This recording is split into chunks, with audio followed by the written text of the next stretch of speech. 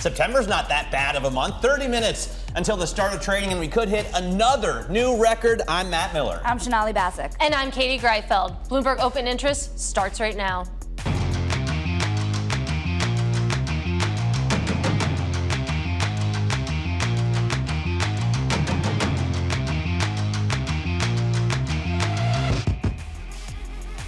Coming up, we're going to talk about the good data. The Fed's favored inflation gauge and consumer spending barely rose in the last month, underscoring finally a cooling economy. And a razor-thin lead. New polling from Bloomberg and Morning Consult shows Kamala Harris edging just slightly ahead of Donald Trump in the swing states. And ARM rebuffed by Intel. More details on the latest bid made to the struggling chip maker. We'll take a look at all that and more. But 30 minutes until the bells ring, this is what the market setup looks like. As Matt mentioned, you have a slight rally on our hands, of course, building on all those consecutive days of gains that we've seen. The S&P 500, the NASDAQ 100, currently up about 0.1%. As Sonali said, we got favorable PCE data. We also got more stimulus out of China. You take a look at what the bond market is doing. 10-year Treasury yields right now, Matt, currently down almost 5 basis points, back at 375. It's not often that we hit record highs with volatility at this high level. If you can see the blue shaded areas in this chart, that's when the VIX is above 15. Yellow is when they're below 15. The only time it typically happens that we hit new highs with high volatility is during COVID and during the dot-com era. So will the VIX come back down if we continue to climb higher? And a feature of this market, of course, has been single stock volatility. Some stocks to watch: Bristol Myers Squibb higher after the U.S. approved its first schizophrenia drug in more than 70 years. Analysts say it will bring in $1 billion of annual revenue starting in 2027. Bristol shares up 3.8% nearly pre-market. Also watching the parent company of Weight Watchers. Weight Watchers CEO is stepping down after announcing job cuts. And you have WW International shares up 3%. It has been a tough ride for this stock this year. Also keeping an eye on Alibaba. You have it up 1.1%. Remember, it is among Chinese stocks extending gains this week on the heels of the latest stimulus measures. Quite a ride, Matt, this week we've had. Yeah, quite a ride today. You know, when I came in this morning, futures were pointed down after another record high yesterday. Now that we got the inflation numbers out, or lack thereof, it's coming back up. Yeah, you're right. I mean, you take a look at PCE coming in as expected to maybe a touch cooler on some measures. It's interesting. That was enough to turn the market green in the pre-market. But really, you're not seeing that much of a reaction because inflation, as we've been discussing, it's not where the eyeballs are. Everyone is just focused on this labor market and, of course, next Friday's jobs report. Right. A week from today is really the big moment, isn't it? But I do think it's interesting to see how sentiment changes so quickly in the market that we've been living in right now. But, of course, a cooler inflation and a steadier bond market doesn't hurt. Yeah, let's talk about all of this with the Truist Co-CIO and Chief Market Strategist, Keith Lerner, joins us now. And really, I mean, Keith, we're in a cutting cycle, so rates down, and forward earnings expectations are at an all-time high, so earnings up. Wouldn't you just expect record after record? Yeah, well, first, great to be with you. It is nice to see records and really a global rally with almost 90% of countries retrack in uptrends. And to your point, if you try to keep it simple, when you look at, markets, what drives them? Interest rates, which are still, moving down, and earnings, which you mentioned, continue to make record highs on a regular basis. And then you have, the U.S. cutting rates. You have China now providing stimulus, and you have the ECB cutting rates. So the old saying is, don't fight the trend and don't fight the Fed. Well, and we also don't want to fight the Fed. We don't want to fight China, and we don't want to fight the ECB. So all that together, I mean, it just reinforces that the primary trend is high. It doesn't mean we're not going to see normal pullbacks or some gut checks along the way, but this bull market continues to earn the benefit of the doubt. The trend is your friend, especially right now, of course, when the trend is higher, as you point out, Keith. But let's talk a little bit more about China. Obviously, we've seen a lot of measures come out of China, stimulus coming through. It feels like every single day. But it's interesting, at least from where I'm sitting, you haven't seen a huge reaction to the upside in U.S. equities, as you might expect when you think about all the positive vibes. How are you reading, of course, what we're seeing out of China, those measures, and how it factors into the U.S. market right now? Yeah, so I'll just say for context, I mean, the U.S. market is up over 20%. This is the strongest, year-to-date gains for an election year cycle since at least 1950. So I think context is important. And I think what we've seen is, obviously China was underloved. And, this was a shock as far as what they came out with when positioning was very light. So in some ways, I think you've maybe just seen some rotation, out of the U.S. markets into other areas that could benefit from a short-term basis. Longer term, we still like the U.S. markets. We think profitability trends are stronger. We think the economy is stronger. But on a short-term basis, I think maybe the reason why you're not seeing a bigger pop is we're up a lot in the U.S. and now there's been some rotation, to the global markets. Very simply, even with that rotation, you have seen the S&P 500 hit multiple records this week alone, Keith. And if you recalibrate heading into next week, heading into that labor data, heading into the election season over the course of the next couple of weeks, do you believe that these records can persist? I guess the way I would say is, the data suggests that we should be higher by the end of the year than we are today. What happens next week or into the election? I mean, normally in October, I heard Matt talking about the VIX earlier. Normally in an election year, you tend to see a spike in volatility in October. Obviously, a lot of things have been different. We've had different surprises. You tend to have an October surprise as well. So listen, I don't think it's going to just be a straight up move. But when you look at historically, first of all, the fourth quarter since 1950 has been up on average more than 4% and positive over 80% of the time. When you're in an election year and you're up over 10% going into the fourth quarter, you've been up every time in the fourth quarter. So I think the trend is still positive. I think the Fed is cutting rates, that we ultimately move higher. But again, I also want to be, frank that I do think we'll have some gut checks along the way because everyone's feeling very good right now. There may be something from left field. And we also know this election is still very tight. So are there places where you take profits, though, at these levels, Keith? I mean, even though we're not at 6,000 yet, 5,800 on the S&P or 5,700 on the S&P is a pretty elevated level. Do you take profits from your winners and rotate into maybe some stocks that haven't done as well? Well, I think we do. Part of that is happening already when you're seeing kind of the broadening of the rally. I will say, though, I mean, I think a lot of folks have become more negative on tech recently. We actually upgraded our view of tech on the August sell-off. And those markets are still down off the recent highs. So we're seeing better activity this week from semiconductors. We had the Micron news. So I would say as we get into that fourth quarter rally, for folks that have become more skeptical on tech, we still think there's upside there, and that will likely regain leadership as we head deeper into the fourth quarter. Keith, I'm curious to hear your thoughts on positioning right now, because, of course, we've been talking about money market funds all week. There's now $6.4 trillion in money market funds. A lot of people have pointed to all of that cash that's sitting on the sidelines and saying that's bullish, of course, for equities. That is money that belongs to risk assets. But what do you think the psychology around cash is right now? Because even with rates already cut and we know that they're going to come down more, you're still seeing this steady inflow into money market funds. Yeah, it's funny. I had a saying last year, maybe it's not coming to fruition. I said everyone loves 5% cash until the market's up 20%. So, some of that cash, listen, I don't think there's this pool of folks that are going to move from the money market and there's going to be like this overwhelming move just to the equity market, because we're already up a lot off the lows and people haven't come in and you've got going into the election. But I think on the margin, you could see a shift. I think the first place where that money is likely to go is the fixed income market. We downgraded our view of cash back in April because we thought the Fed was going to be cutting rates and probably a bit more aggressive here. And to extend into the fixed income market, maybe 2 to 5 years in the belly of the curve. And then from I do think some of that money could move into the equity markets. But again, this kind of conversation, all this money is just waiting there. Some of that money just moved from bank deposits to money markets, and it's not going to move that quickly. So incrementally, yes, it's a positive.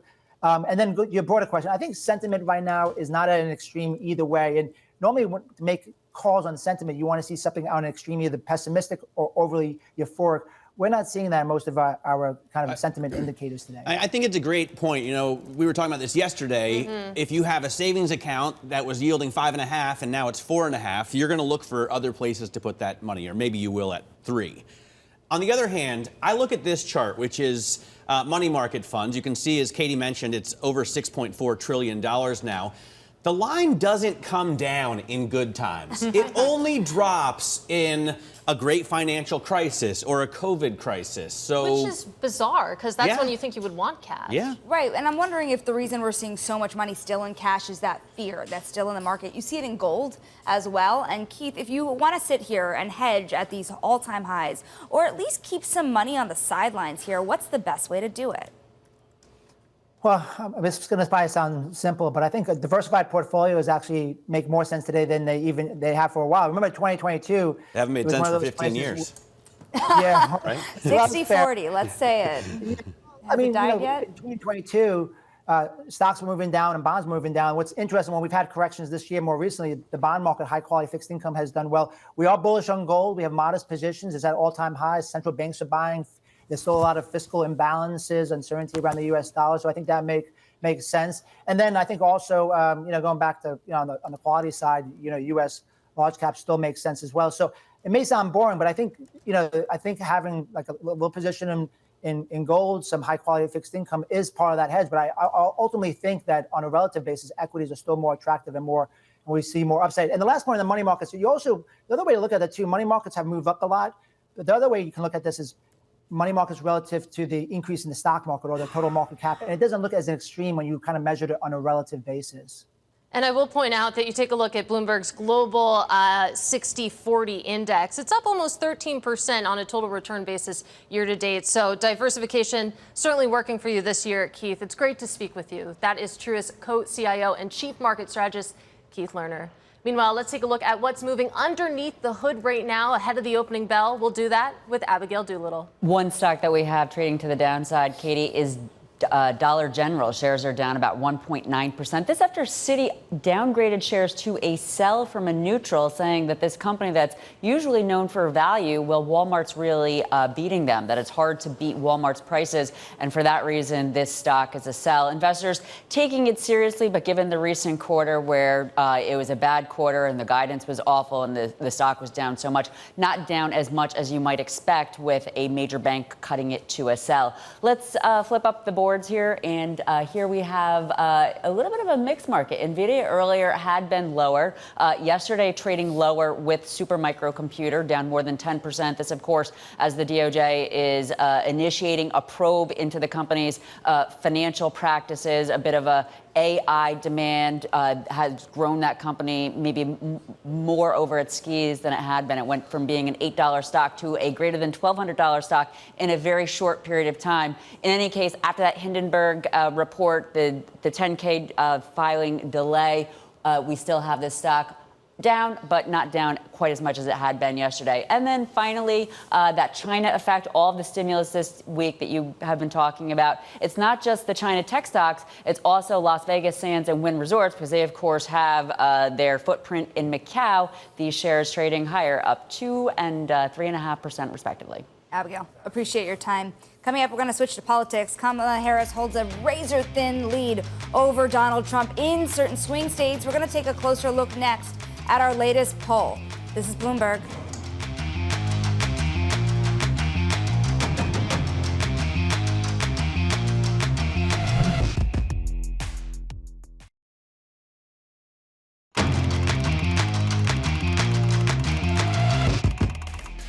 Let's get to high interest now. Look at what's making headlines around the world. Israeli Prime Minister Benjamin Netanyahu pledged to hold talks on the U.S. proposed ceasefire deal in Lebanon. He speaks at the UN General Assembly in the next hour. The deal is seen as a last-ditch effort to prevent this week's fighting in Lebanon from spiraling into a full-scale conflict after over 600 people were killed. The conflict is with Hamas is ongoing. The Gaza death toll now is over 41,000. In Japan, the ruling party has picked a replacement for its outgoing prime minister. Shigeru Ishiba is set to become Japan's next prime minister next week. The outspoken former defense minister clinched the leadership of the ruling Liberal Democratic Party at his fifth attempt to win. And Vice President Kamala Harris is heading to the U.S.-Mexico border today as her campaign faces mounting pressure to shore up support for what's seen as one of her most persistent vulnerabilities, which is obviously immigration policy. She will also be attending fundraisers in San Francisco and Los Angeles over the weekend. Sonali? We're going to stay on politics because Kamala Harris holds a razor-thin lead over Donald Trump in battleground states like Nevada, Arizona, and Pennsylvania, according to the latest Bloomberg News Morning Consult poll. For more on the poll, we're going to be joined now by Bloomberg's Gregory Corti in Washington. And the poll itself is really interesting to see where she's narrowed, where she's still quite tied in Georgia, for example. But back to the point that Matt was making earlier on immigration, she's also in Arizona, where the poll shows her leading by 3 points. Can she take on Trump in a compelling way in the state on the stance of immigration there? Yeah, she's leading by 3 points in Arizona, but when we asked which candidate do you trust more on immigration, among Arizona likely voters, former President Donald Trump had an 11-point advantage on that issue. So what we're seeing from Kamala Harris is a very deliberate strategy, if you've been paying attention over the past few weeks, of Harris really going towards Trump's strengths as a candidate. She's been going after him on the economy. She's been going after him on immigration. Those are areas where Donald Trump has held a wide advantage on that issue. We see some issues like housing costs and even taxes. Those are traditionally Republican issues that Trump should have the high ground on, that he is now trailing in the trust gap on Harris. And that's because she's just out there talking about these issues, not only visiting swing states, but also she's blanketing these states with millions of dollars of advertising, talking about her plans for the economy and on other issues. Yeah, it's pretty interesting to see, of course, Kamala Harris going on the offense here, like you say, to where Trump has historically been strong. We're talking about the economy here. And it gets to this idea that, of course, she's somehow been able to divorce herself from some of Biden's legacy and be seen as the change candidate, and even though theoretically she's the incumbent here. Yeah, it is really remarkable. When we ask people to sort of rate the state of the economy, is the national economy going in the right direction, in the wrong direction, people are just as pessimistic about the national economy as they have been the entire time we've been doing this poll. We've been doing this monthly tracking poll. This is the 12th iteration. We've been doing it since last October. And so people's perception of the economy isn't any better. And yet, Kamala Harris is gaining on Trump on economic issues. And what that says is, as you point out, people are not holding the Biden record against her. They're really giving her a fresh, clean slate to talk about issues almost as if she's not an incumbent candidate. And, of course, it's very frustrating to former President Trump, who is trying to attach her to the Biden legacy, even referring to the current administration as the Harris-Biden administration, sort of flipping the ticket around to try to attach her to the Biden economic record. And according to this polling, it's not really working. All right, got to leave it there. Really appreciate your time and your reporting. That, of course, is Gregory Corti in Washington. Meanwhile, let's go local because New York City Mayor Eric Adams arrived at a Manhattan court earlier to be formally charged in a federal indictment, accusing him of accepting bribes and illegal campaign contributions from foreign nationals. Adams will likely plead not guilty to the charges.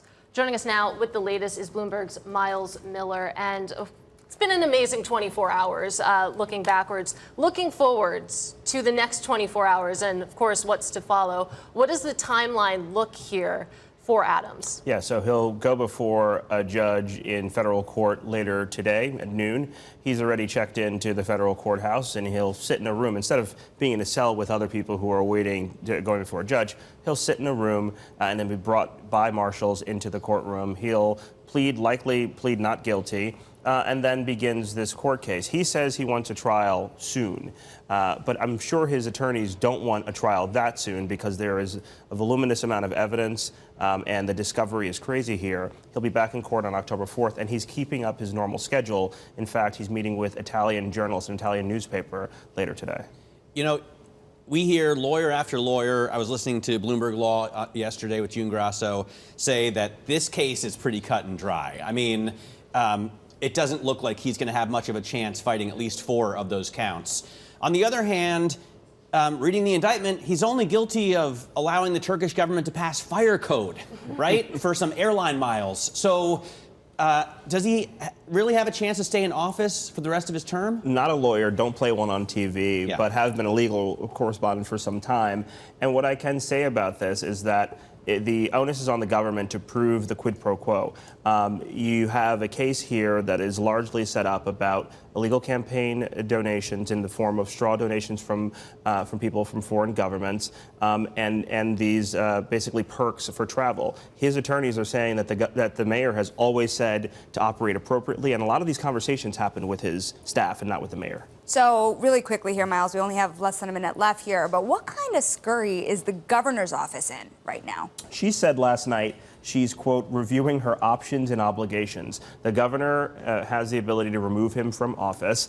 She has not said she plans to do that, but we do know that she has organized her councils to figure out the parameters in which she could do that. And if she chooses not to act, of course, the inability committee, which includes a deputy mayor and some other folks in city government, can make that happen. But some people who are on the committee have already said he should get his day in court.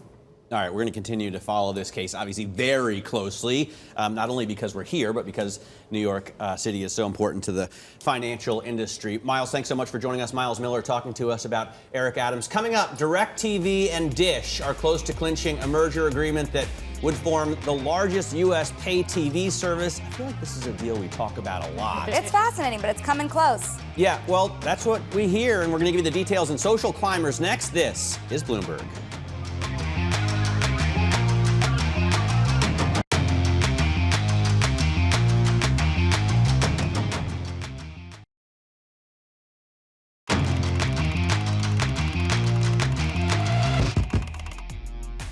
All right, it's time now for Social Climbers. The company's making waves this morning. And first up, Dell calling its salespeople back to the office 5 days a week, starting next week. The company previously asked employees to work in the office 3 days a week. But of course, this announcement follows a similar missive from Amazon CEO Andy Jassy last week. Next up, a big win for Bristol Myers Squibb. The FDA today approving the company's first new type of schizophrenia drug in 70 years. If this drug is successful, it could help Bristol weather questions about its future, as 2 of its key drugs are set to lose patent exclusivity in the coming years. And finally, DirecTV and Dish in advanced talks to merge in a deal that would create the largest U.S. pay TV provider with almost 20 million subscribers. An agreement could be announced as soon as the coming days, you guys. Also, that the largest U.S. pay TV company only has 20 million subscribers, right? This is an asset that's in decline. Both of them are assets in decline. And in the past, you would have imagined antitrust concerns here. I don't guess that there would be as serious concerns now. You have EchoStar shares up 7% pre-market on the heels of this news. That's how much the market wants this to happen. Remember, EchoStar just closed the deal of Dish in December. So this is happening pretty quickly. And of course, the streaming services are out to get them, Matt. Yeah, big time. Meanwhile, let's take a quick check on markets. Of course, we are 4 minutes away from the opening bell. We know we got that favorable PCE data. We got stimulus out of China. All of that quietly working its way into the market. Coming up, we'll speak to Lauren Goodwin at the opening bell. This is Bloomberg.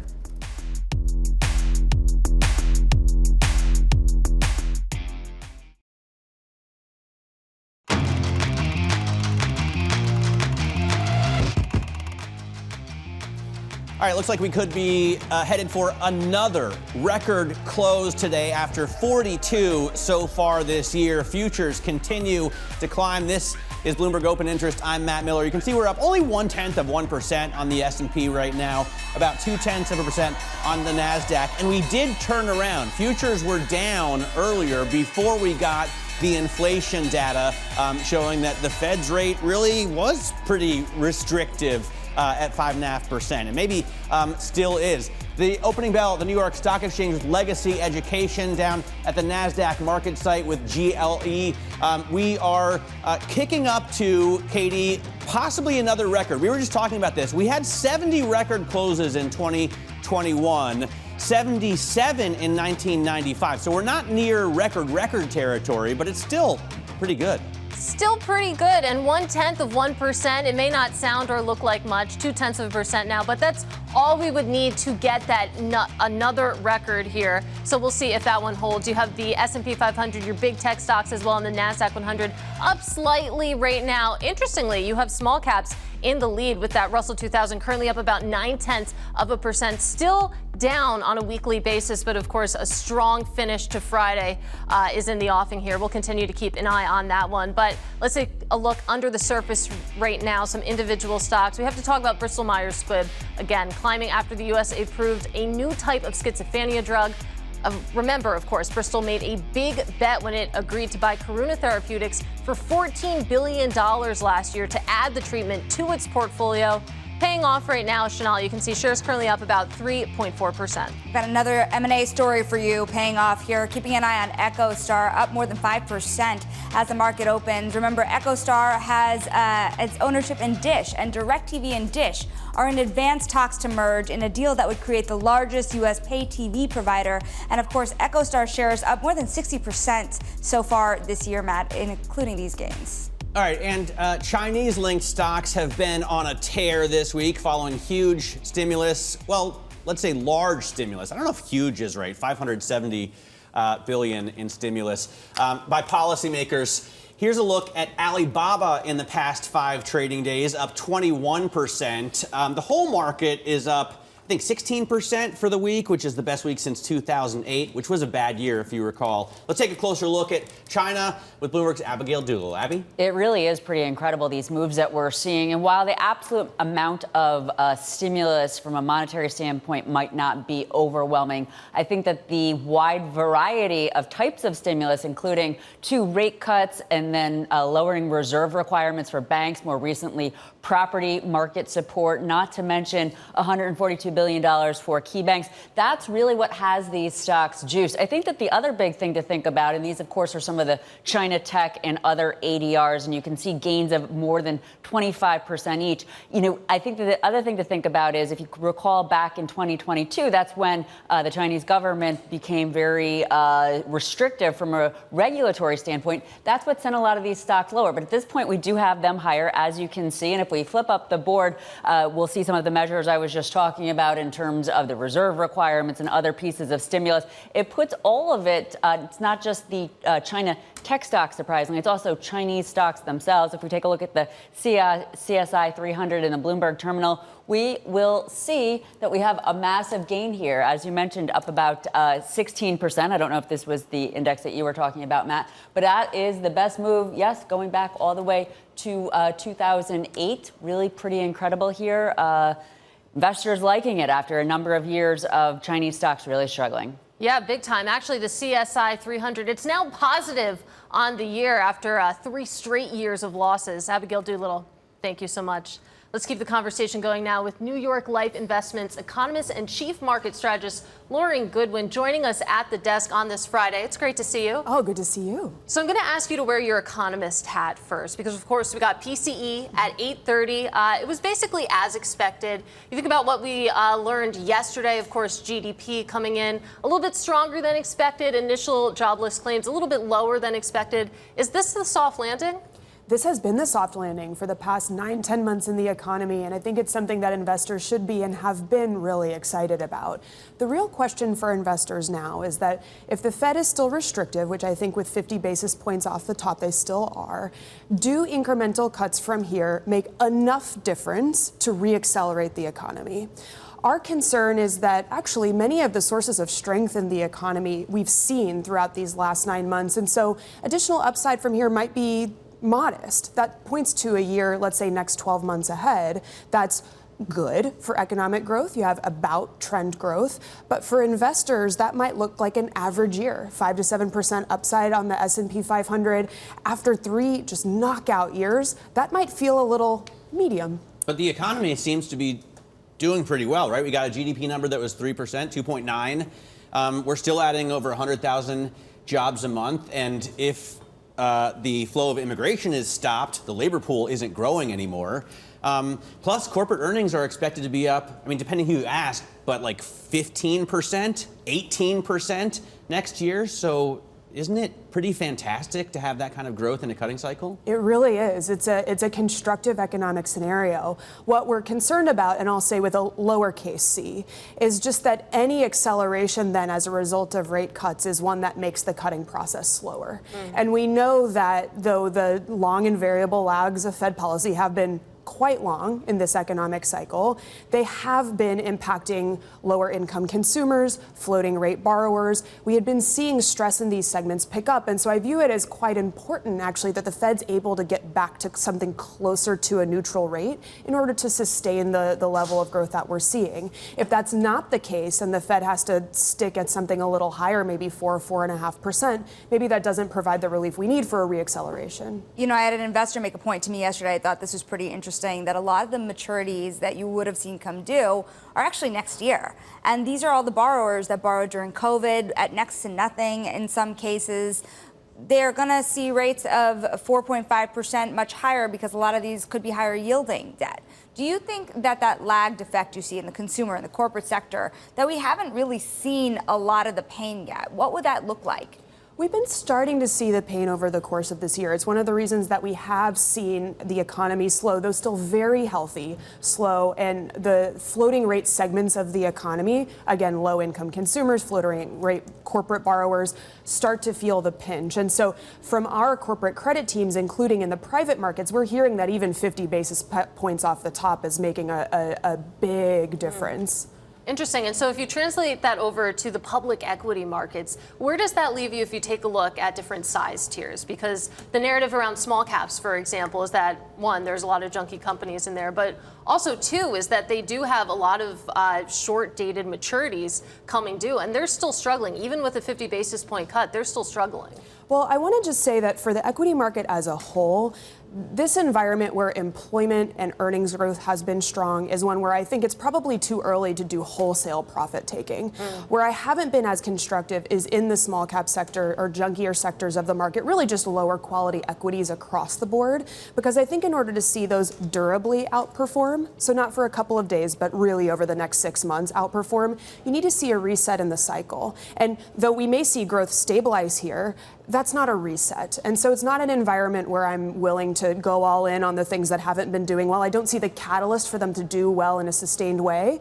And so we're looking at refining an equity market exposure, focusing more on large caps, more on quality, and then on the sectors where I think that some cyclical stability might support what's been a good structural story. So infrastructure is a good example there. REITs, which are likely to benefit from rates moving steadily lower without an economic bottoming. I got to ask about China, because a lot of the bears would bring up China until this week, when setting out their case.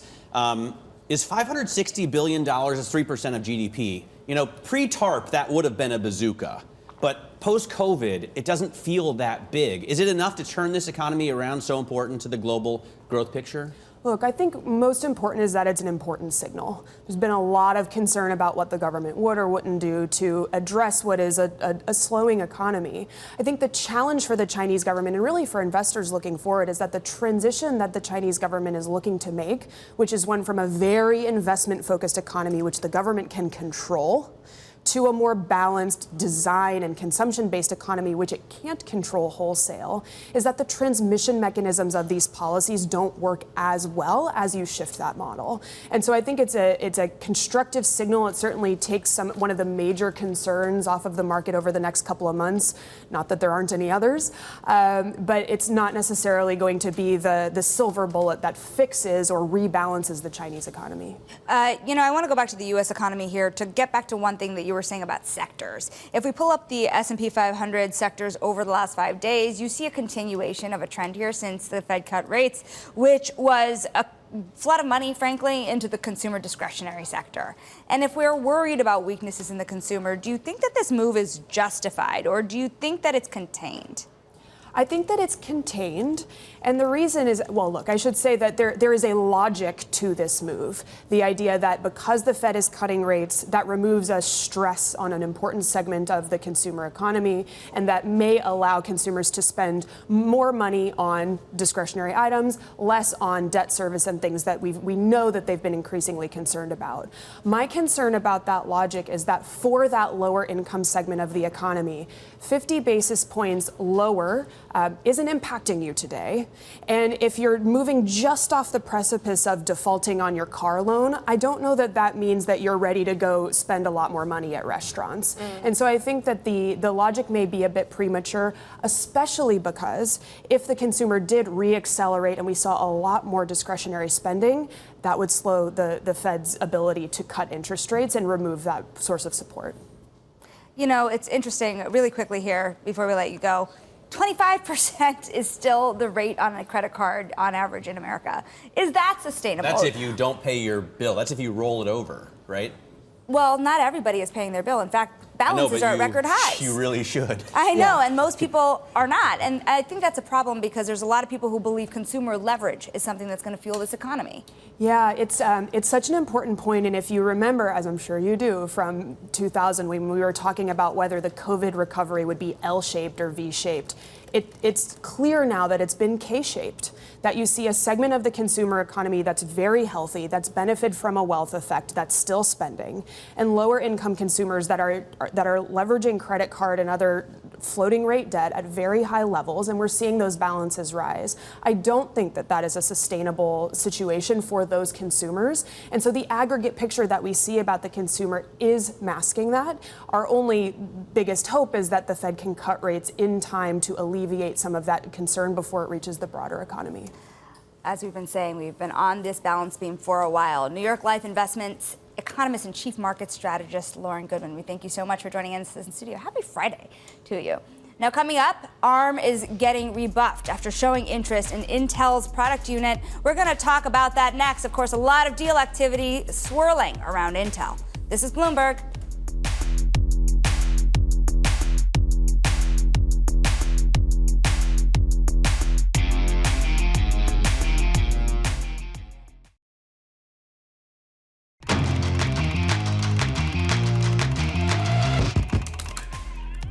All right, it's time now for top calls. Some of the analyst action in focus this morning. And first up, Morgan Stanley upgrading Wynn Resorts to a buy. The firm cites a near low valuation and an underappreciated opportunity in the UAE. Next up, Citi downgrading Dollar General to sell, lowering its price target as well, with the analysts saying that Walmart's market share gains will continue to pressure the company. And finally, KeyBank says that Bumble is no longer a buy. It's downgrading the online dating company to a hold, saying its app store data is weak and poses a risk to next year's financials, Matt. All right, so Bumble. Bumble. Not interesting for me, because women have to make the first move. In the semiconductor AI race, ARM approached Intel about buying its product division, only to be told that that business isn't for sale, according to people familiar. Both companies declined to comment, but Bloomberg Technology co-host Ed Ludlow has the scoop, and he joins us from San Francisco. So, Ed, this is the second, industrial player maybe interested in scooping up pieces of Intel after its, what looks like almost a demise. Are we going to start to get sharks circling here? Are we going to start to get hostile takeover bids? It seems like sharks will circle. I mean, you clarified the key point, which is, according to our source, ARM's approach to Intel was rebuffed. And I don't think we have a good sense on the chronology of it. It's logical for ARM. ARM is the chip designer to the smartphone market, right? And it wants to diversify into other areas. But you think about the function of their business. They basically license blueprints, designs. Chip makers take those designs and turn them into commercial products and then rely on a third-party manufacturer to make them. And so by looking at Intel's product business, not its manufacturing business, but its product business, ARM would, on paper, cut out the middleman. But it seems that Pat Gelsinger and Intel, at least according to our source, are sort of digging in. Sticking on Intel for a second here, I appreciate Matt's point about the hostile takeover idea and the really shark circling here. But isn't this a really good thing for Intel at the end of the day? Doesn't it set up auctions here to get more for the price of the assets that they have? Yeah, I mean, Intel and ARM declined to comment, as did Qualcomm decline to comment when we reported that they had made an approach. And, the value of Intel is interesting. I look at the stock trading higher 2% in this market, as in the moment in the session. What does that tell us right now? Probably not a great deal. But But, you know, tying all the headlines together, the idea that Apollo is also looking to put in capital, that's consistent with what Intel was doing before this restructuring. We know that they want to separate out the foundry business. Do they need a third party to come in and make a wholesale change to do that? No, they've explained to us how they're going to do it. And the latest that we understand it is that the board has faith in Pat Gelsinger, right? He's still the CEO. But the product business is interesting. And, you know, until it goes away, let's see who comes in. Ed, we thank you so much for your time. As always, of course, that is Bloomberg Technology co-host Ed Ludlow, always on top of the news, and what a week it has been. Now, coming up, we're going to talk about the M&A world because boardrooms are changing their strategy, and it's driving a deal-making recovery. We're going to have the scoop next in today's Wall Street Beat. This is Bloomberg.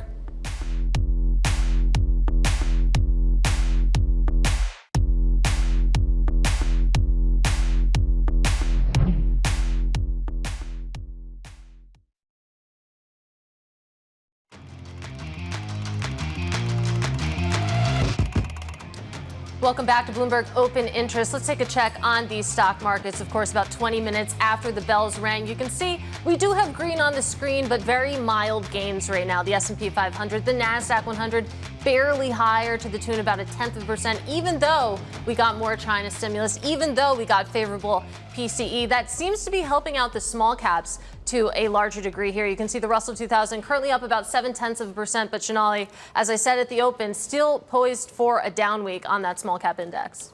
And it's time now for the Wall Street Beat. The decision-making pendulum is swinging from diversification to simplification. The breakups of companies are now leading to a recovery in deal-making. So across the C-suite and investment banks, nobody minds too much that companies are splitting apart. Joining us now is Bloomberg's Crystal C. It's interesting. You went from this age of conglomerates to this age of deconglomeratization, if you will. You have Sanofi, maybe even Intel, Unilever, all looking to separate businesses. How are investors rewarding this move? And frankly, is private equity just sitting on the sidelines to pick a lot of this up? Yeah, so we're seeing a lot of simplification in portfolio, and it's specifically in industries where you don't really have to integrate all of your assets. So think about the industrials company, think about the healthcare company with a consumer health business, the consumer company with different brands. And if you look at that, I mean, like you said, investment banks are not really minding it because it's a really good transaction for them to earn fees. So for the market, for investors, they're also thinking about unlocking value. If certain things within the portfolio trades higher than the others, you can make the argument that you're unlocking value just by splitting that one thing off. And if you look at that, it's kind of like everyone is on board with this program. Yeah, especially investors. I mean, Bloomberg has this great index of spinoffs, and it's close to a record high if you take a look at how these companies are being received in the public market. But of course, we're talking about this year, and you write in your story that at least $250 billion of spinoffs have been completed this year. But this has been sort of underway for a while. You think about GE, for example. That's right. And if you also think about like Kellanova Mars, which is one of the biggest deals this year, Kellanova was a spinoff or like a breakup of Kellogg. It was WK Kellogg, Kellanova. So I think that is also a second step that people need to think about. Once you spin off a company or once you break up a company, you very much immediately become a target. Let it be private equity, let it be other strategic. But if you are in the board, if you're management thinking about breaking up the company, you need to think about your job and whether you still have it in 2 years' time once the tax benefit has lapsed.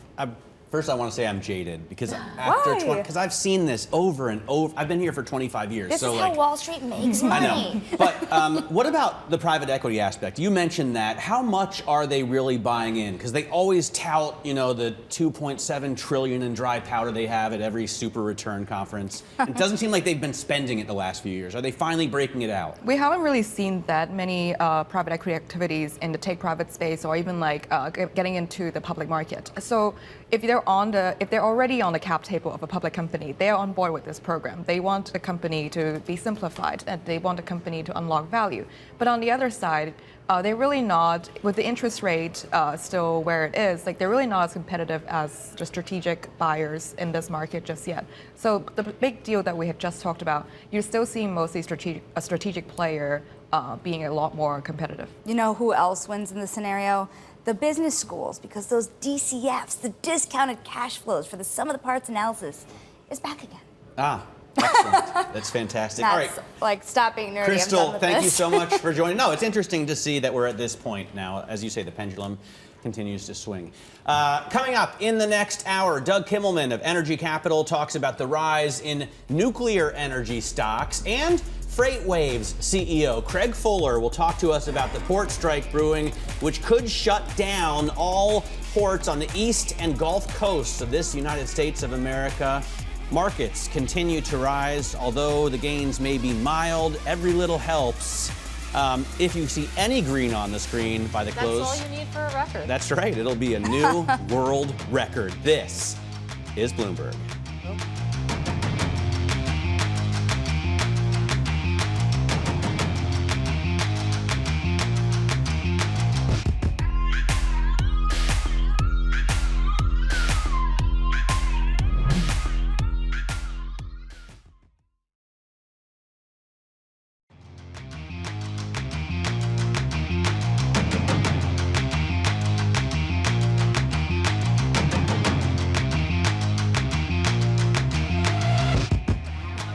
Happy Friday, 30 minutes into the last trading day of this godforsaken week. Welcome to Bloomberg Open Interest. I'm Matt Miller. I'm Sonali Basak. And I'm Katie Greifeld. And coming up, a busy week for economic data draws to a close, with the Fed's favored inflation gauge barely rising in August. Investors are now gearing up for next week's jobs report. And powering the AI boom, we speak to one of the largest energy investors in America about where he's putting his money now. And as U.S. port strikes loom, we'll discuss contingency plans with Craig Fuller. He is the CEO of FreightWaves, a supply chain intelligence platform. Before we get there, let's get a check on these markets right now. And boy, is it quiet. You take a look at the S&P 500, currently up about 0.1%. A little bit more action in the NASDAQ 100 in that it flipped to negative territory. Of course, we have seen a record run, so taking a little bit of a breather right now. Bond market pretty quiet as well, but you do have a rally building. 10-year yields currently down about 3 to 4 basis points. We're sitting out at about 375 or 76, Matt. All right, we got, I guess, good news there. The final reading of the Michigan Consumer Sentiment Index is higher than the survey, than the last reading, 69.4. So we got 70.1. That's better than the Conference Board number that we got a little bit earlier. And we got good news on inflation as well this morning, with PCE at 0.1% month over month, bang in line with what we were looking for. But if you look at the core index, it's even lower, 0.1%. We were looking for 0.2%. So with that, let's bring in Threadneedle Ventures founder Ann Berry to talk to us about the economy and markets, really, as we aim for another new record. I mean, we hit a 42nd record yesterday, and we keep getting good news on the economy. We've got great news on corporate earnings, and the Fed's in a cutting cycle. So are we gearing up for another record, year? I don't know if it's going to be a record year in terms of just the sheer it's at a record. We're at a record already. If We're we at a close record. here, right? Pretty good. I think good. I think we're going to have, as long as there are no negative surprises, I think we're in for a pretty a gently positive ride. Gently positive. I think importantly, too, with that consumer data, it's how fragile is that? If you're looking at the consumer sector, looking to put money to work, do you put money to work like a blanket over everything, or do you still avoid certain parts of the economy at this point? Yeah, I think that's a great question, Sonali. And there are two bookends. Historically, I thought were really interesting. I think I now would start to avoid them. So one is still the very high end and luxury. I still think that's an area that's struggling somewhat, especially with an international exposure. On the other end, which is different from the last time, I'd looked at consumer sentiment being low, the very low end, like Dollar General, they're really struggling with execution. So I would stay away from those areas as well. Well, let's go to both parts of that. And I want to start with high-end luxury because you mentioned international exposure in particular. I'm going to China. We're going to talk about China, of course. Maybe not a bazooka of stimulus, but certainly a big bang of stimulus coming out of China this week. Hasn't made much of a dent to the upside. I don't know if that's exactly right, but it hasn't made much of a splash in U.S. markets, let's say. But you have seen some of the European luxury names take this as a catalyst to rally a little bit. I mean, does that change your calculus at all when it comes to those higher-end luxury names? Well, let's talk about Europe. I was just in Berlin. I was with the CEOs of the world's biggest department stores and luxury brands. This was literally in the last 2 weeks. KaDeWe, and I was speaking with the team there.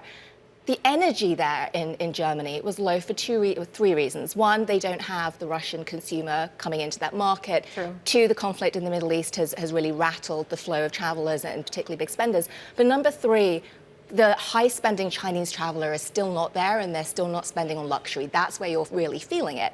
That being said, everyone was doing cartwheels, right, when this Chinese stimulus news came through. You know, the Chinese consumer has lost about $18 trillion of wealth because of the real estate crisis. If this makes a dent there, Katie, I think that's where we're going to see real impact on luxury. But we're wondering why it doesn't come through in the U.S. because, I mean, huge moves in China, right? The CSI Starbucks, we were talking McDonald's, about, so up many 16%. Everybody, Michael Hartnett expects another 10 to 20% there. And yet we don't really feel it this morning, at least. Why doesn't the U.S. care that much? Because the bears cared so much when China was doing poorly. Yes. So I think it's because we're never quite sure in China what's going to stick. Right? If you think about the way in which policy changed, no one really saw something of this magnitude coming. Equally, you wonder, when's the next Evergrande going to drop? Right? The lack of visibility just makes it really hard, Matt, I think, to get high conviction that this is going to be a sustained upswing. Well, that's what we were talking about this a little bit this morning. You heard those David Tepper remarks about the bullishness around China, or at least the ability to get in. But when I speak to my sources across Wall Street and the prime brokerages, the investors, they don't want to give money to hedge funds, by and large, exposed to China at this juncture. They're looking at Japan. They're looking at India. It's not that international equities aren't a great opportunity, but what would be the impetus to really let money flow in?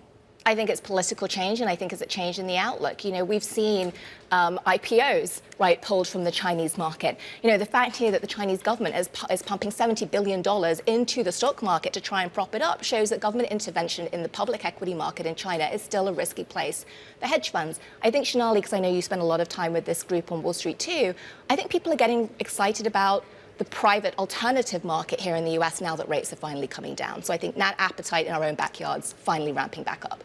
I want to just correct myself. So I said Hartnett. It wasn't Bank of America. It was Morgan Stanley's Laura Wang that says another 10% in the short term for the CSI. David Chow at Invesco sees another 20%. Hartnett did say that these stimulus measures could drive a rotation out of U.S. stocks into international stocks, into EM, into commodities, which have done so poorly. What do you think about that idea? That, I mean, it's not luxury, but copper has had a tough time, right? Silver has hit records this week. Yeah, for sure. Yeah, commodities has definitely had a bumpy ride. I think we also need to see what goes on in the Middle East. I think that's important.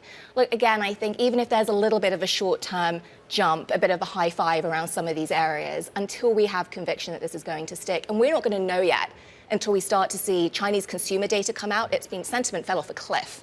It's been the lowest it's been in a very long time. Until we see evidence that 5% GDP growth has reignited instead of coming in below that this year, Matt, again, I think we're going to see a bit of a pause. All right, so you're not cartwheeling yet when it comes Not to China. yet. So we've talked a lot about concerns. We talked about what you're maybe keeping an eye on right now to be cautious on. What do you like? What's your highest conviction right now?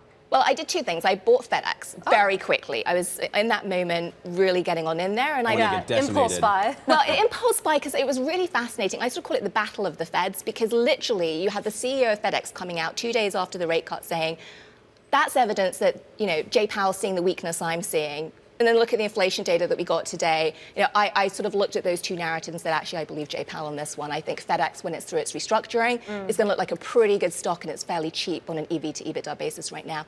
The other one, Katie, you and I have talked about before is, and this again comes back to what I've seen in retail, that continual shift of spend towards experiences is just, I think, is a gift that's going to keep on giving. So I'm looking at Expedia, I'm looking at travel, I'm looking at people continuing to spend their money in that way as a place I'm putting my money. Looking at, or have you bought it yet? What would get you into the stock at this juncture? Well, Expedia is one that's been going through its own form of internal restructuring. They've been shifting their different assets to one platform. There's some early signs. On their next earnings call, we'll hear an update on how that's actually being executed against, and that's when I will decide whether or not to jump in. On FedEx also, curious about what you bought it at. And would you only buy FedEx or UPS as well? I mean, is this, again, a blanket trade? You're adding to Amazon, right? I'm adding to Amazon, yeah, for slightly different reasons. So I'll start with FedEx. So on that one, I bought it right after the dip. So I bought it on that Friday. I looked at that and said, they lost the USPS contract. I think that's net a positive thing. It's $500 million of top line, but it's got a terrible cost structure underneath it. It's got $2 billion of a cost-saving plan. I think they're going to execute and get out to a healthy 2026. On Amazon, Matt, that's one where, and I feel I've evangelized by Amazon here actually quite a lot. I think that the content play sitting in Amazon, the ability to drive the ad business. Did you guys see that the upfront spend to Amazon went to north of $1.5 billion? Yeah. I think it's starting to prove itself out. It's small relative to the overall revenue base of Amazon right now, but I think it's indicative of what they're doing with data. It's indicative of what they're doing cross-platform. I'm surprised it's not an AI play. We haven't even talked about AI. I know, refreshing. how refreshing. Nice I know. for once. Don't bring it up. Respite. Hey, you know what? I think Amazon and AI. I think Amazon is just gathering as much data as humanly or computationally possible right now, and at some point when they've got something to announce, they'll say it. But I think they're staying out of the sort of speculative headlines right now. A lot to think about, of course, a lot to marinate on before really only weeks next to another earnings season. Just to remind everybody who might feel a little tired today, that's coming up pretty soon. Threadneedle's venture founder, Ann Berry, thank you so very much. Happy Friday to you. Have a great weekend. And coming up, we're going to talk about Microsoft's deal to buy energy from 3 Mile Island. Nuclear plants are raising hope for a renaissance of an energy source in the AI industry. We're going to discuss this with Doug Kimmelman. He's Energy Capital Partners CEO. Next, this is Bloomberg.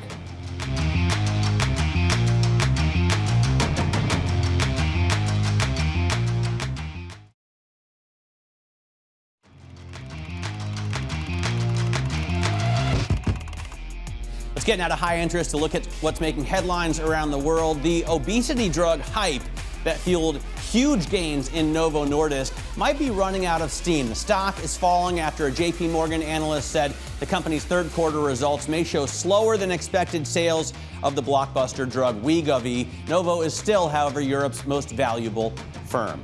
And Hurricane Helene made landfall on the western coast of Florida last night as a Category 4 storm with maximum sustained winds of 140 miles an hour. Power Outage US reported that over 1.3 million homes and businesses are without power across the southeast. The hurricane's massive size means it's likely to bring torrential rain and flooding to cities hundreds of miles away, including Atlanta and Asheville, North Carolina. And Kamala Harris is holding a razor-thin lead over Donald Trump in key swing states. New polling from Bloomberg and Morning Consult shows the vice president leading among likely voters by 7 percentage points in Nevada, 5 points in Pennsylvania. She has a very small lead in Arizona, Michigan, and Wisconsin. Her lead is within the poll's margin of error, showing that election could be decided by just the narrowest margins or come down to a single state. Katie? All right, fewer than 40 days to go until that election, but who's counting? Meanwhile, switching gears here, it's been a mixed year for energy, and this ahead of a U.S. presidential election, as I just mentioned. Let's take a look at the energy sector right now. We'll do that with Bloomberg's Abigail Doolittle. It has been a mixed year for energy so far. We have the oil trading down on the year, not by a lot, but you can see here in orange down, I think, close to 5 to 10%. On the other hand, natural gas is higher. So an interesting split between these two commodities. This, of course, as folks wonder whether or not we could be moving towards some sort of a soft spot for the economy. In addition, the dollar really not a factor. It's basically flat on the year. Not surprisingly, if we take a look at some of the top and the bottom sectors on the year, because the overall energy sector is lower. Targa Resources, that is a natural gas stock, along with Williams Companies, another natural gas stock. Both of these shares sharply higher on the year, so benefiting from that move higher for natural gas. But we have some of the E&P companies that have a little bit more exposure to oil, Apache and Occidental. Well, those shares are down. So this is the big split. Overall, though, as I mentioned, the overall energy sector is lower. This ahead of that presidential election. Kamala Harris perhaps leaning more toward green energy, whereas the former president, Donald Trump, leaning more toward old school energy and maybe reopening pipelines as had occurred during his last presidency. You can see here on the year, actually right now, the overall energy sector has flipped slightly higher. At least this one, I had looked at another one that was down, but up 2.6%. So that's in line with outperformance for this sector in presidential election cycle years. One notable difference, of course, in 2020 and then in 2008, when we, of course, had the GFC, both of those emergency years, the GFC and then the pandemic. But right now, again, into the presidential election, Sonali, we have the energy sector doing what it has done in the past, although I would say it's a more moderated gain similar to 2012. Abigail, thank you so much for that deep dive. For more, we are now joined by Doug Kimmelman. He is Energy Capital Partners, senior partner and founder. Energy Capital Partners is a leading equity and credit investor across the energy transition infrastructure, so new and old, and you've seen this through cycles. If you think about what's ahead of us, how do you really gauge the difference between Donald Trump and Kamala Harris and what they might bring to the energy spectrum? How would you play that? Sure. Well, thanks for having me today. Look, the energy sector has become such an enormous part of our economy, such an enormous part of our current and our future growth.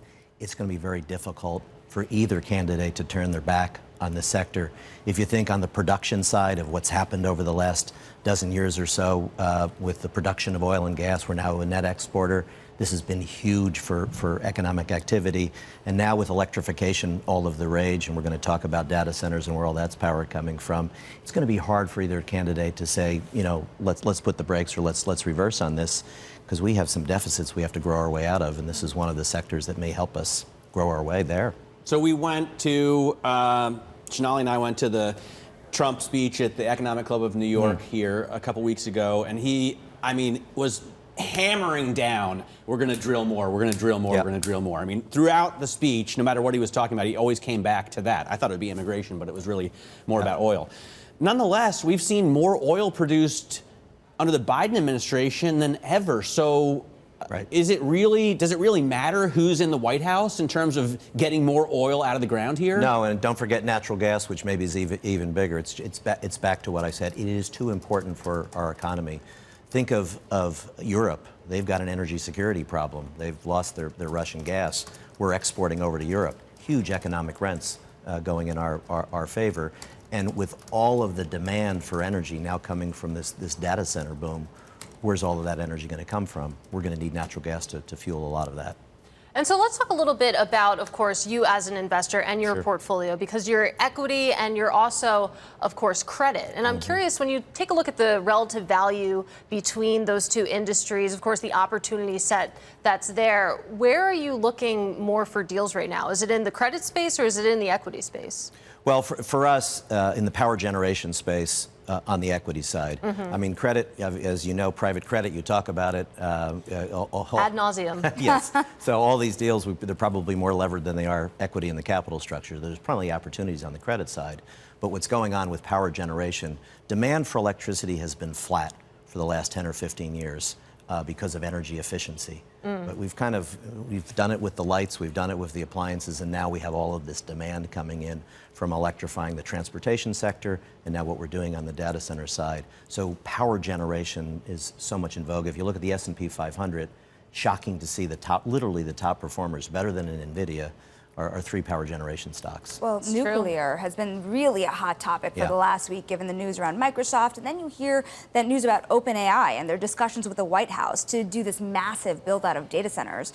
Where do you think the bulk of this energy is going to come from at the end of the day to power these data centers? I don't think this data center trend is going to be reversed, right? You have the most well-capitalized corporations in the world, right? The Microsoft, the Amazon, the Googles. $200 to $300 billion a year they're putting into this. We don't have the electricity capacity in the country to do this. Right? Nuclear and coal are still 40% of our power generation. Natural gas has risen dramatically. It's picked up the slack from coal. A dozen years ago, we used to be 50% of our electricity came from coal. So it's really an all of the above, and we should talk about that, but we're going to need all of the above to come anywhere close to the electricity demand that is going to come from all of these data centers. They're extremely electricity intensive. Well, we need all of the above, and we need to be able to get power across regions. Right? Bloomberg Businessweek did a piece on, even if you're talking about clean energy, it's so hard because of the regulations to set up wires to transport it. Obviously, pipelines not happening under this administration either. As an investor, how important is it to you to get rid of these regulations? You're spot on. As I said, demand for electricity had been flat, and now, as I said, electric vehicles, manufacturing. Don't forget cryptocurrency mining, and the big one, AI. Okay. So how do we get this electricity quick? And that $200 to $300 billion a year that they're spending, these hyperscalers, they don't want to wait, right? So transmission interconnections, regulations, utilities are kind of slow on that. Pipelines not getting permitted currently. Where's the natural gas going to come from? Equipment. The GE and the Siemens of the world, they say, we're not really building in the U.S., let's go somewhere else. So we need to get all of that back. So this is going to take time. So from an equity investor, you can imagine steel in the ground becomes worth a lot more right now. But we do need help on the regulatory side, which is a very local thing, of how can we get these power plants permitted that much quicker because the demand is there. As an investor, I mean, what does the competitive landscape look like? You mentioned, of course, EVs as one of the contributors to that electricity demand, but AI, data centers. I mean, everyone is talking about it. So what does competition for deals look like for you? Well, I start with electricity is a very complicated commodity. I like to say it's really the only commodity out there that can't be stored. Okay, battery storage, 1% or less. But think of running a business, I like to say, where you have no inventory. It has to be produced instantaneously. Therefore, the volatility, right? And when we have an August day where it hits 100 degrees in New York City and maybe the nuclear plant goes out, the price of electricity can go from $20 to $1,000 a megawatt hour. So it's a little scary for newcomers. So I like to say there just aren't that many that let's just say, have a long history of understanding the regulatory side, the commodity volatility side. But new capital is looking at it. A lot of that capital is looking a little bit more on the clean tech and the venture side, which is interesting, and hopefully we have some breakthroughs there. But on the steel in the ground, power generation, natural gas-fired generation, let's just say a little less competitive than you would think. There's a learning curve, it sounds like. A big learning curve, and let's say some newcomers over the years have made some colossal mistakes in that. So we kind of like that because we've been at it for, myself, 40 years. So stick to your knitting. Tourism. Well, Doug, it's been great having you here, and I hope you come back. Doug Kimmelman, there of Energy Capital Partners, talking to us about the needs of the U.S. Power industry and how they're being met. Still ahead, Apple is rethinking its movie strategy after some high-profile box office bombs. That's in Social Climbers. And we're going to talk about ports. Getting that energy in and out of the U.S. may become a lot more difficult. This is Bloomberg.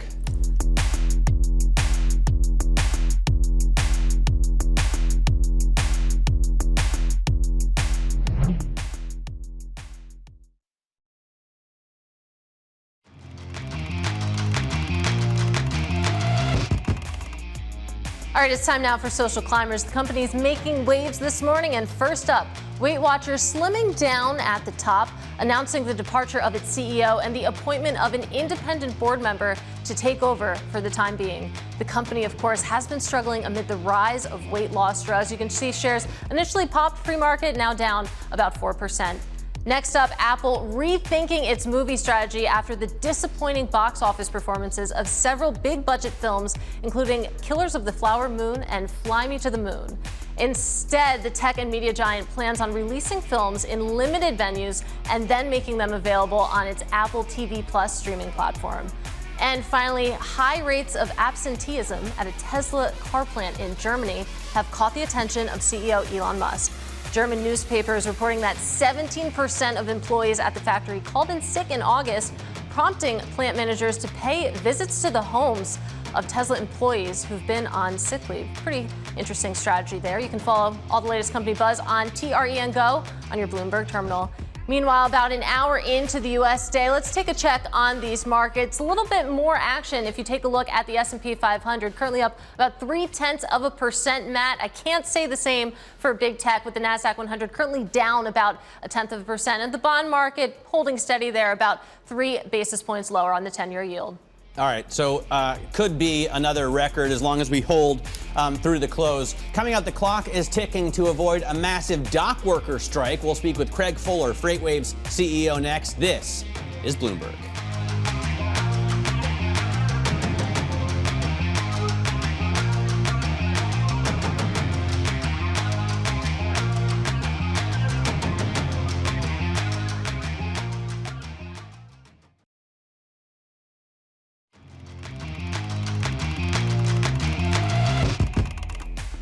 Well, the U.S. Maritime Alliance is turning to the National Labor Relations Board for help. The group is asking the NLRB to force dock workers to return to the negotiating table before their contract expires on Monday. Now, the International Longshoremen's Association is threatening to strike if there is no new 6-year agreement reached. For more on the implications of these potential strikes, I'm pleased to say we're joined now by Craig Fuller. He is the CEO of FreightWaves. It is a supply chain intelligence platform. Craig, I'm really glad you're here because it feels like we just got that contract signed for the West Coast dock workers. When you think about what's at stake here when it comes to the East Coast and Gulf ports potentially going on strike for quite a while here, what does that potentially look like? Well, it could be catastrophic to the U.S. economy, frankly, because if you think about what we're talking about is shutting down our supply chain. We're so dependent upon trade, and particularly global trade, that if we end up shutting off the ports, we're going to lose both our import and export activity, our capabilities. And so this could be tremendously impactful for all aspects in the supply chain, whether we're talking cold chain, container goods, or even energy. So how bad could that be for U.S. GDP? How bad could that be for earnings? I mean, what are we talking about in terms of the amount of commerce that goes through these ports? Well, it's a tremendous part of our entire economy, just because we are a part of a global system, and only 10% of GDP is actually directly related to trade. But there's a lot of components that we depend on that are upstream in manufacturing, that are downstream, that we ship, and we depend on the products to move across the global supply chain that keeps our economy running. So a long-term disruption could have catastrophic impacts to the U.S. economy and, frankly, the global economy. Let's get a little more specific here as well, because the group that is in discussion here, the International Longshoremen's Association, looking to reach a deal before October 1st. They haven't gone on strike since the late 70s, from what I understand, which means that there's a lot of uncertainty about what a strike would mean and what would be affected. It wouldn't be energy terminals, but it could be things like fresh fruit, but not certain types of fresh fruit. Where would you see ultimate destruction across product groups? I think the one thing that I'm looking at most important is the container supply chain, because that's probably the one that will feel it the most, or at least consumers will feel it the most right before the holidays. If you think about the timing of this, the contract is set to expire on October 1st.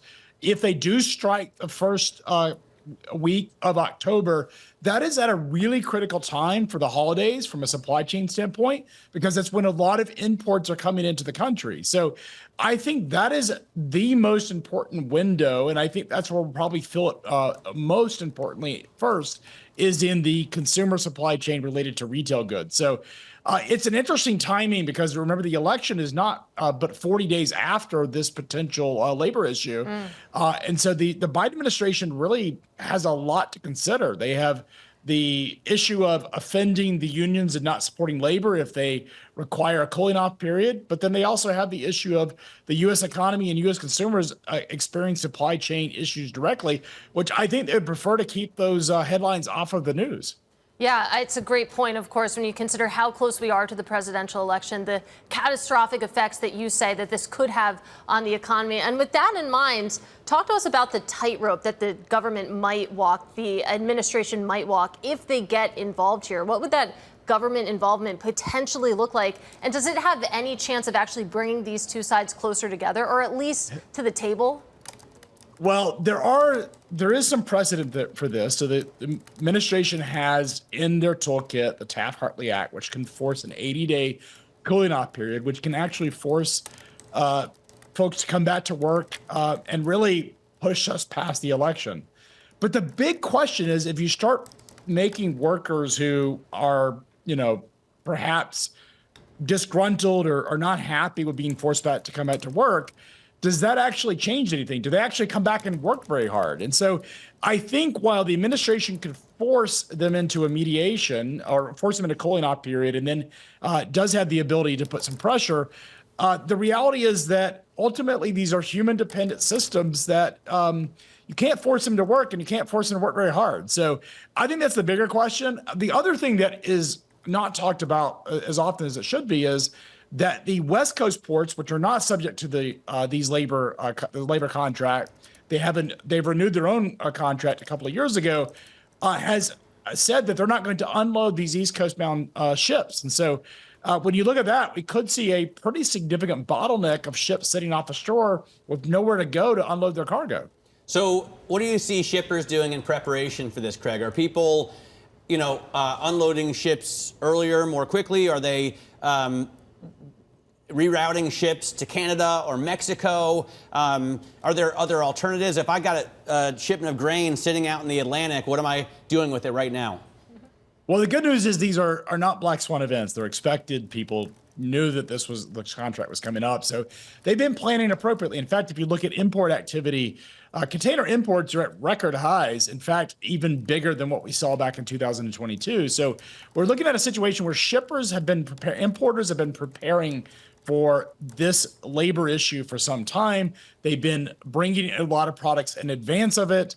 And so in terms of their preparations, they've been preparing for at least a year.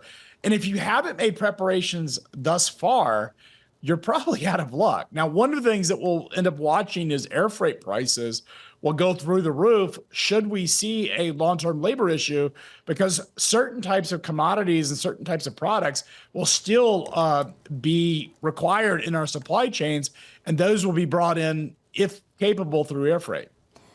Walk us through, and to the point that you're making here, this all is heading into the U.S. election season. What does this mean heading into next year? Matt made the point earlier that how are you going to see this come into companies' bottom lines? Who is going to be affected? How long will they be affected for? Yeah, that's a great question. And it all has to do with how long this strike takes place.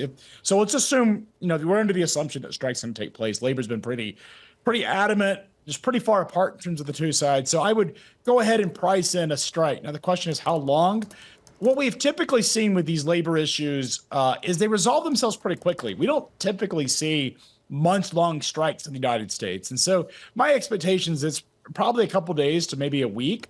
But if it goes on longer, a couple of days is going to mean maybe 1 to 2 weeks of disruptions, but things will resolve themselves pretty quickly.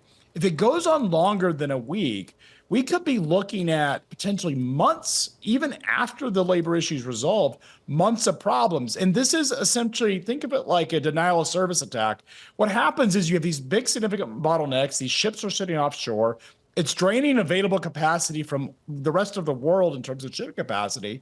And you have a backlog of container ships and ships that have to be unloaded and then reloaded. And so this cargo is still going to be ordered. This cargo is still going to be produced. The global economy is not shutting down, but there's nowhere to put all of those goods, which means you have these really significant bottlenecks, and we could be looking at a pretty profound supply chain crisis next year if this goes on for, any time longer than a couple of weeks.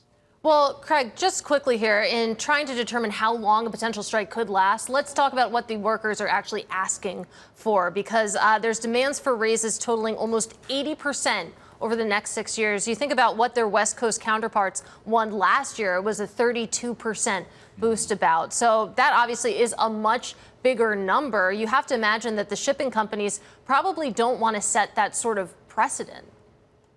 Yeah, that's a great point. It is. It's not the shipping company. It's actually the terminal operators and really folks that are going to end up having to pay the price. And so when you look at it, the ship owners, the container ship owners, actually, it's in their interest, frankly, to have a longer labor issue. It's actually the terminal operators themselves that are actually the ones that are going to be experiencing this. But what labor's asking for, as you've correctly identified, is a very substantial pay increase, as much as 70%. They're already really well paid, or relatively well paid for these types of jobs. So what they're asking for is a pretty substantial rate increase or pay increase. The other thing that they're asking for is no automation. They're actually asking not to have technology implemented across the ports. And a lot of the technology that they're fighting are technologies that frankly make ports more efficient and really humans don't add a lot of value in that system. Things like RFID technology to check in and check out trucks. This stuff feels pretty rudimentary in terms of advanced technology, feels pretty basic, but ports currently depend on humans because of the unions, and it feels kind of absurd that they're asking for this. I think this is just one more thing that they use as a bargaining chip. It feels inevitable that more technology will come. What they're really fearful of is full-blown AI and automation, which we're so far out of that. So from what we're talking about is really incremental technology and substantial pay increases. My guess is they'll probably get some level of automation. That will happen. And then the rest of the conversations are purely an economic one.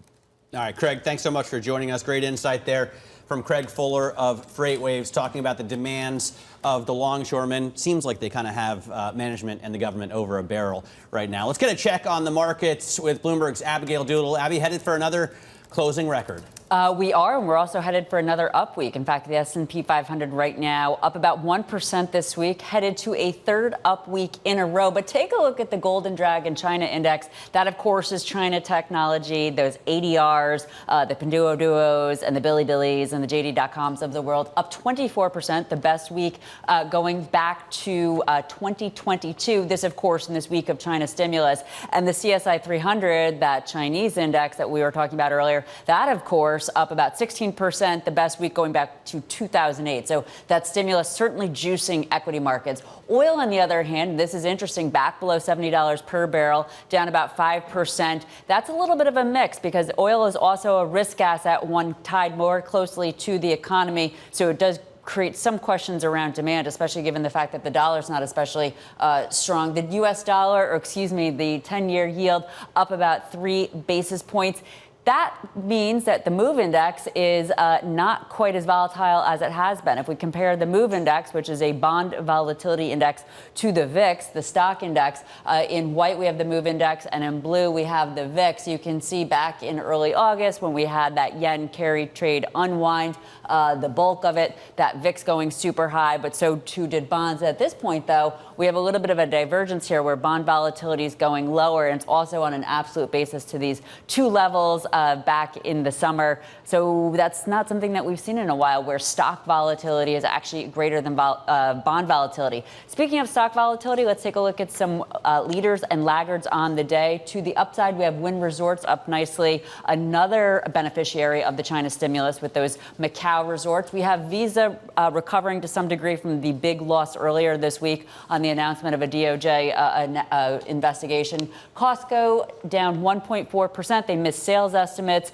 In addition, some analysts are saying that valuations are a little bit stretched, that they need to put up more for the stock to keep rising. And then Eli Lilly, this is interesting, down 2.5%. JP Morgan putting out some negative comments about competitor Novo Nordisk, even saying that Eli Lilly, that their drugs, those weight loss drugs, are a reason for Novo Nordisk shareholders to take a little bit of pause. But it seems that we have Eli Lilly trading down in sympathy with that. I don't know if I would say it's bearish, Sonali, but it's certainly not constructive call on Novo Nordisk out of JP Morgan. Abby, thank you so very much for keeping an eye on it all. Now, coming up, a story about companionship. Zoetis CEO Kristin Peck discusses how the pet healthcare industry is changing. Stick with us for that conversation next. This is Bloomberg.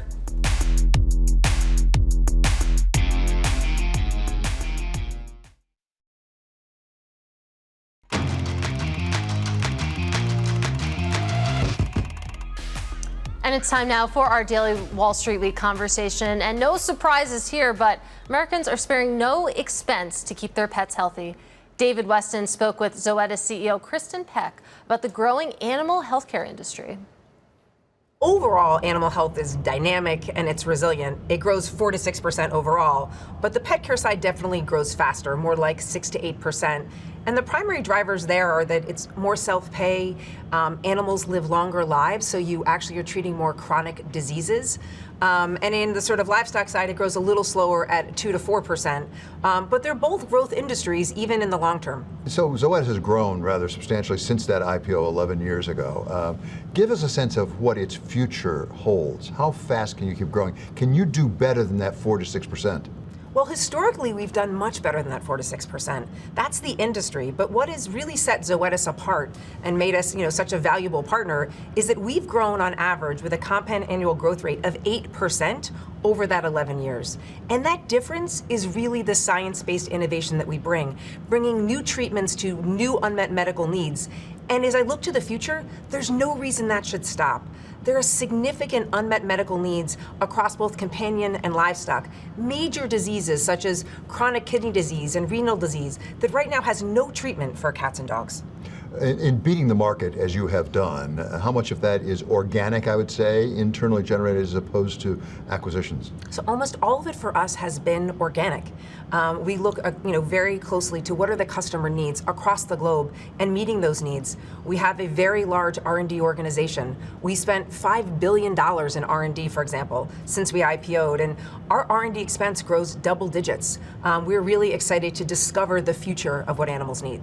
When you talk about Zoetis customers, who are those customers? Are those actually the animal owners or are they veterinarians? They're actually all the above plus livestock producers. So as you think about the companion animal side, almost everything we sell requires a prescription. So we sell through a vet. But the pet owner is very engaged, especially this new generation of millennials and Gen Z.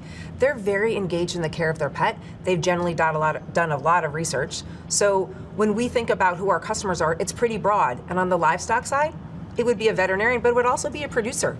And they're a really important partner in what we do. And oftentimes those producers have their own on-staff vets. So we have a broad set of customers that we are obsessed with.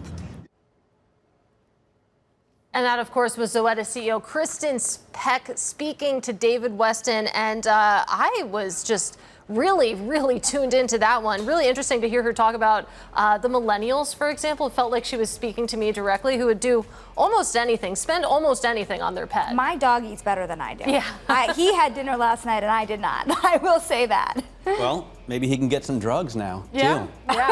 Hopefully, I don't know. Hopefully Better he living doesn't through need chemistry. them. Hopefully he doesn't need them. Yeah, a really fascinating conversation, of course, with David Weston. And, of course, you can catch Wall Street Week every Friday at 6 p.m. Eastern. This is Bloomberg.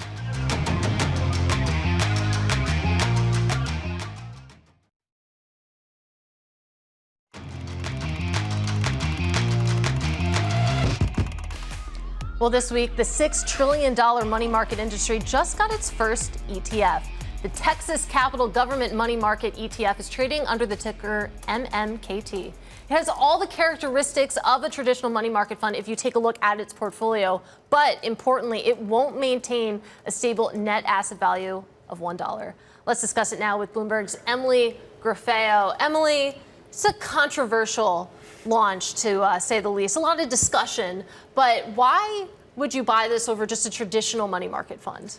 Well, at least according to the ETF issuer, Texas Capital, this is something for investors who really want that intraday liquidity. So if you're an RIA, you're an institutional manager, and you're managing a portfolio, you want an intraday liquidity, you have cash holdings, and you want to take everything out and deploy that as the market is still trading, you can do that in a money market ETF. With a money market fund, a traditional fund, a mutual fund, you wouldn't be able to there would be some delay. There'd be some delay. You wouldn't be able to get all of a sudden 100% of the proceeds. But at least you'd have your money, right? You'd have your money. If they can't guarantee, you pay for a money market fund because of the risklessness. Mm-hmm. It's guaranteed to be $1. Every dollar you put in is going to stay $1. That's right. So this ETF, it is the first ETF to follow Rule 2A7, which is what the SEC uses to kind of determine the liquidity provisions and the holdings of a money market fund. So this is somewhat of a milestone in that this is the first time we're seeing an ETF follow that, but it won't have that stable